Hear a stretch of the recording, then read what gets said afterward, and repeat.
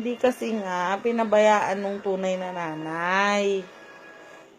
Ayun tuloy, may nag-ampon sa kanya. Love na siya. Tapos, biglang binawi sa kanila.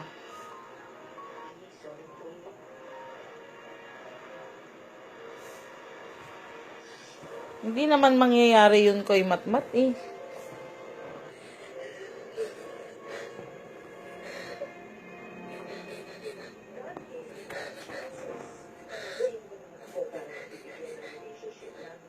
Halika na dito, hag na kita.